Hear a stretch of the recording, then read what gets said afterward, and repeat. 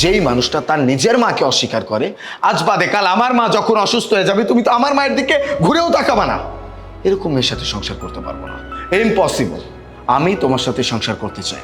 I want divorce. Please তুমি আমাকে divorce দিও না। আর ভাইয়া, ভাইয়া তুমি আমাকে ক্ষমা করে দাও ভাইয়া, আমি অনেক বড় অন্যায় করে ফেলছি ভাইয়া, প্লিজ আমাকে মাফ করে দাও ভাইয়া। না রে বেট, আমি কিছু মনে করি নাই। তুই আমার কাছে মাপ চাস না। তুই তো আমার বোন, আর আমি তোর বড় ভাই।